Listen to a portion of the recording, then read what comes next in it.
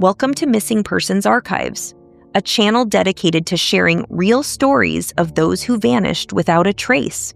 Here we explore the facts, the timelines, the investigations, and the unanswered questions behind each disappearance. These are more than cases, they are people, and every story deserves to be told. Subscribe and join us as we shine a light on the missing. There are regions across the world that seem to swallow people whole, places with a history of strange vanishings that defy logic or explanation. From the Bermuda Triangle to the Superstition Mountains, these mysterious areas captivate the imagination and terrify those who dare to ask, how can someone simply vanish? Today, we're heading to the Emerald Isle, to a patch of land in eastern Ireland known as the Vanishing Triangle. In this stretch of countryside, a disturbing number of women have disappeared. Young, healthy, seemingly safe women vanishing without a trace over just a few short years. Were they taken by human hands, or is something more sinister at work? Let's begin. First, an overview of the Vanishing Triangle. Between 1993 and 1998, a disturbing pattern began to emerge within an 80-mile radius of Dublin, Ireland. In that brief span, several women went missing without a trace. Some were last seen running errands, others vanished in broad daylight. All were young, vibrant, and seemingly ordinary until they were gone. The first to disappear was 26-year-old American student Annie McCarrick. On March 26, 1993, Annie was seen running errands in Dublin before boarding a bus to Enniskerry, a town she frequently visited. Later, unconfirmed reports placed her at Johnny Fox's pub with a man in a wax jacket.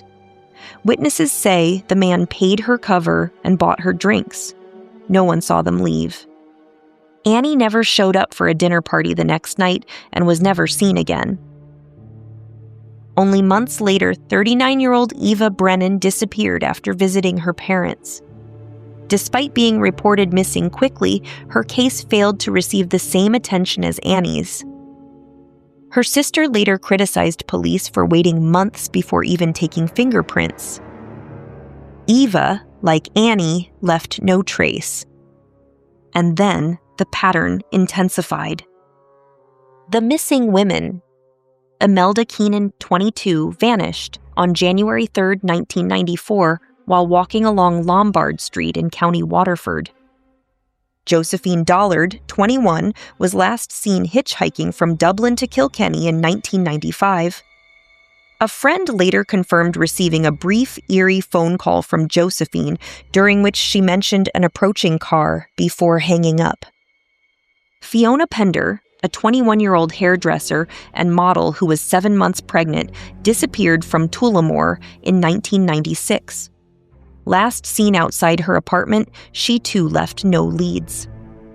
Ciara Breen, 17, vanished from her home in the early hours of February 13, 1997. Her mother said she had never snuck out before. None of her belongings were missing. Deirdre Jacob, 18, disappeared in broad daylight in 1998, mere yards from her parents' front door. Several neighbors saw her walking toward the house. Not one saw her leave. Fiona Sinnott, 19, disappeared after leaving a pub in Broadway, County Wexford, with her boyfriend in 1998. She was reportedly headed to a doctor's appointment the next day. She never showed up. The media soon dubbed this phenomenon Ireland's Vanishing Triangle. Common patterns. The victims were all women between their late teens and early 40s, many described as younger looking than their age. They disappeared without signs of struggle in safe areas they knew well. No belongings, no remains, no suspects ever charged. A private investigator summarized it best. You have the same profile, young, attractive females who have all disappeared inside a very close geographical triangle. the common denominator is there's no evidence. No shoes, no belt, no purse, no watch, nothing. The Gardaí, Ireland's national police, eventually created Operation Trace, a task force to investigate possible links between the disappearances. They concluded that Annie McCarrick, Josephine Dollard, and Deirdre Jacob were likely murdered, potentially by the same individual, but they could never prove it. Possible suspects.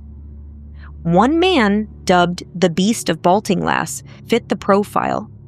He lived near multiple victims and had previously kidnapped and assaulted his girlfriend, nearly strangling her to death before being stopped by hunters.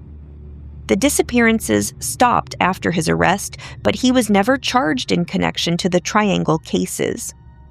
Another suspect, allegedly linked to the IRA, was reportedly seen with Annie McCarrick the night she vanished.